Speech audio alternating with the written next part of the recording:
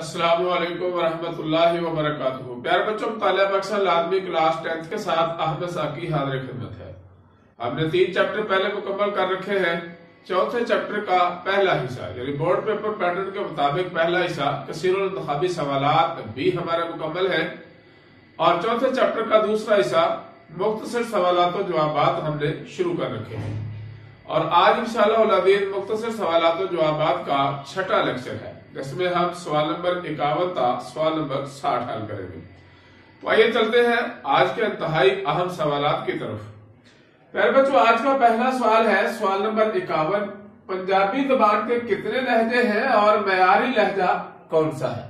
یعنی جو پنجابی زبان بولی جاتی ہے پورے پاکستان میں سب سے زیادہ بولی جانے والی زبان پنجابی ہے، اس کے لہجے کتنے ہیں اور سب سے معیاری لہجہ کون سا ہے؟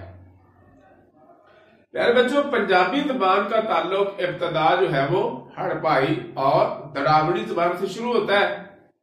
تاریخی اور جغرافیائی تبدیلیوں کے باعث پنجابی زبان کے 6 بڑے لہجے اور بولیاں ہیں۔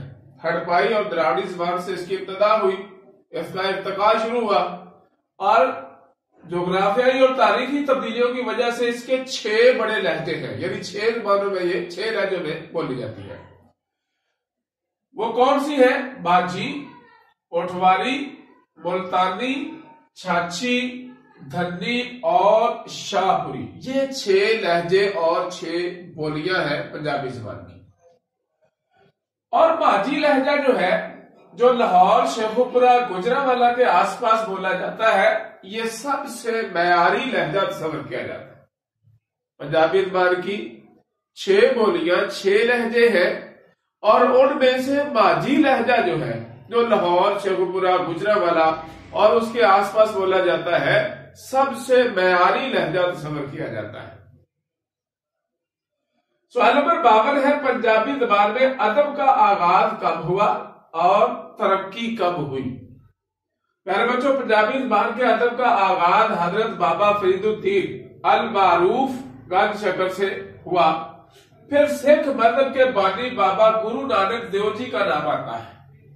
بابا گرو نانک دیو جی جو سکھ مذہب کے بانی ہے، ننکانہ صاحب میں، اور 15ویں سے 19ویں صدی عیسوی میں مسلمان صوفی بزرگوں نے پنجابی زبان میں بے مثال تحریریں لکھی۔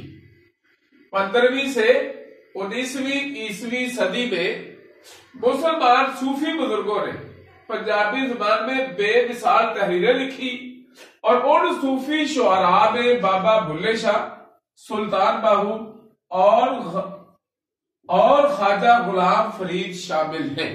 وہ صوفی بزرگ شعراء جنہوں نے 15ویں سے 19ویں صدی تک پنجابی زبان میں بہت زیادہ تحریریں لکھی ہیں، ان میں بابا بلے شاہ، سلطان باہو اور خواجہ غلام فرید شامل ہیں۔ میرے بچوں، سوال نمبر 53 ہے، پنجابی زبان میں لکھے گئے 3 قصوں کے نام لکھیں۔ پنجابی زبان میں لکھے گئے مشہور و معروف 3 پنجابی قصوں کے نام۔ وارث شاہ کا قصہ ہیر وارث شاہ، میاں محمد بخش کا قصہ سیف الملوک، ہاشم شاہ کا قصہ سسی پنو، اور حافظ برخوردار کا قصہ مرزا صاحبہ بڑے ہی مشہور و معروف قصوں میں شامل ہیں۔ تو پیارے بچوں، یہ پنجابی زبان میں لکھے گئے صوفی بزرگوں کے قصے ہیں، اور یہ بڑے ہی مشہور قصے ہیں۔ وارث شاہ نے ہیر وارث شاہ لکھا، اور میاں محمد بخش نے سیف الملوک، ہاشم شاہ نے سسی پنو، اور حافظ برخوردار نے مرزا صاحبہ کے نام سے پنجابی زبان میں مشہور قصے لکھے۔ سوال نمبر 54 ہے، سندھی زبان کس رسم الخط میں لکھی جاتی ہے اور سندھی زبان کے لہجے لکھے؟ پیارے بچوں، سندھی زبان ترمیم شدہ عربی رسم الخط میں لکھی جاتی ہے۔ ترمیم ہوئی ہے، یعنی ترمیم کہتے ہیں تبدیلی کو۔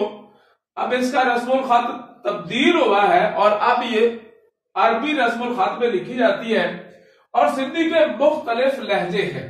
جنوبی سندھ میں لاڑی، بلوچستان کے ضلع لسبیلا میں لاسی، اور وسطی سندھ میں وچولی، تھر کے صحراؤں میں تھری، اسی طرح فقری اور گنداوی لہجے بھی بولے جاتے ہیں۔ اسی طرح فقری اور گنداوی لہجے بھی بولے جاتے ہیں، اور سندھی زبان کا معیاری لہجہ وچولی ہے جو کہ سندھ کا ادبی زبان کا لہجہ بھی ہے۔ سندھ کے تمام لہجوں میں بہترین اور معیاری لہجہ یا ادبی لہجہ جسے سمجھا جاتا ہے وہ وچولی ہے جو وسطی سندھ میں بولا جاتا ہے۔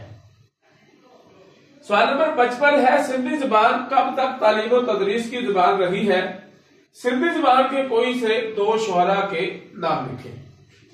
پیارے بچوں، سندھی زبان 14ویں صدی عیسوی سے لے کر 18ویں صدی عیسوی تک تعلیم و تدریس کی زبان رہی ہے۔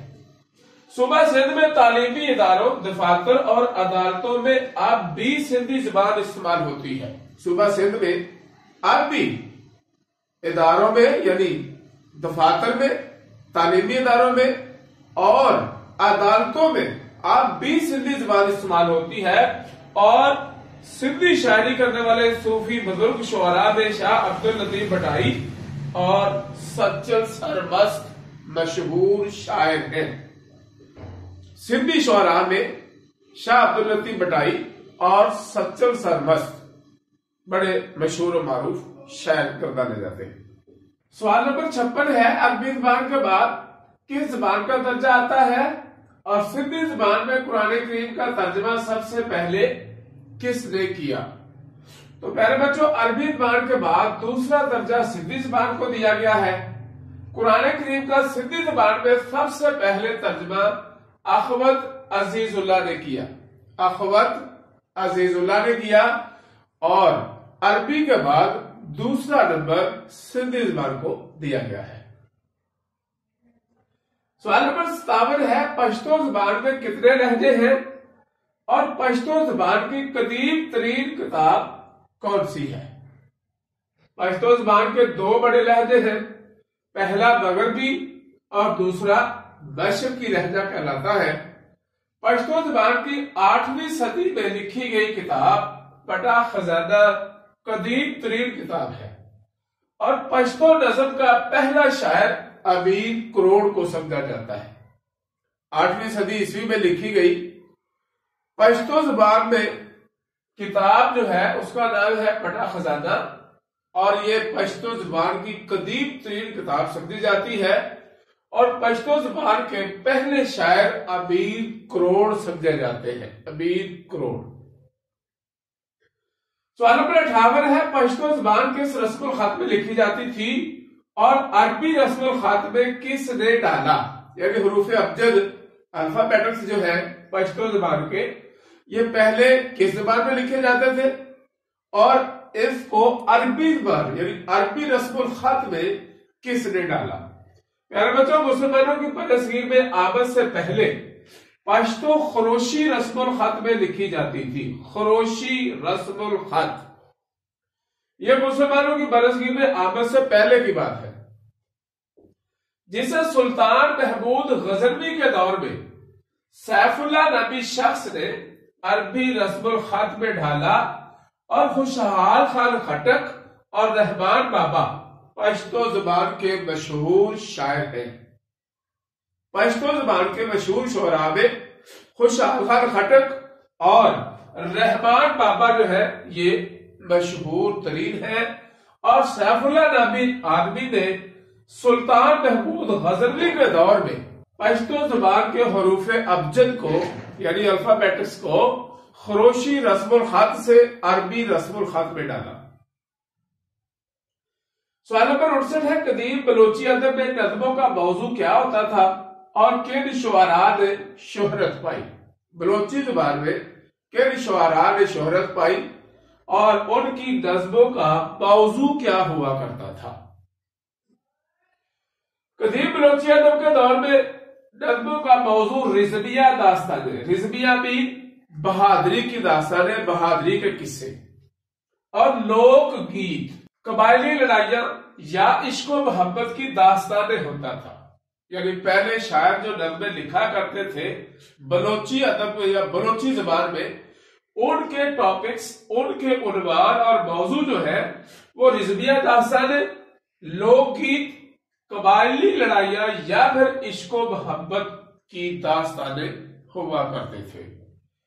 اور ان شعراء میں سردار آغم، میر چاکر خان، شاہ لاشاری، میر جمال رند، عبداللہ خان، جنید رند اور محمد خان گشکوری نے شہرت پائی۔ یعنی یہ وہ شعراء ہیں جو قدیم بلوچی ادب میں اپنی نظمیں لکھا کرتے تھے، اور ان نظموں کے عنوانات جو ہیں وہ رضویہ داستانیں، لوک گیت، قبائلی لڑائیاں یا پھر عشق و محبت ہوا کرتے تھے۔ سوال نمبر 60 ہے، بلوچی ادب کی ترقی و فروغ کے لیے کون سے ادارے کام کر رہے ہیں؟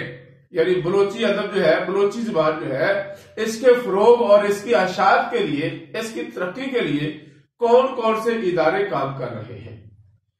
قیام پاکستان کے بعد بلوچی ادب کی ترقی و فروغ کے لیے 1949 میں بلوچستان رائٹرز ایسوسی ایشن اور 1959 میں بلوچ اکیڈمی کا قیام عمل میں آیا، اور یہ وہ دو ادارے ہیں جو بلوچی ادب کو، بلوچی زبان کے فروغ اور اشاعت کے لیے انتہائی زیادہ کام کر رہے ہیں۔ تو یہ دونوں ادارے جو ہیں، یہ بلوچستان رائٹرز ایسوسی ایشن جو ہے یہ 1949 اور بلوچ اکیڈمی 1959 میں قیام عمل میں آئے، بلوچی ادب کے فروغ کے لیے، ترقی کے لیے دن رات کام کر رہے ہیں۔ میرے بچوں، امید ہے کہ آج کا لیکچر یعنی سوال نمبر 51 تا سوال نمبر 60 بھی آپ بآسانی سمجھ چکے ہوں گے۔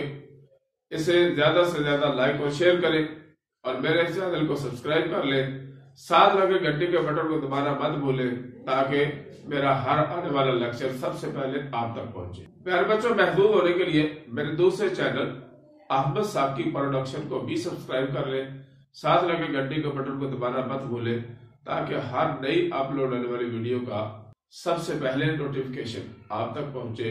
السلام علیکم ورحمۃ اللہ وبرکاتہ۔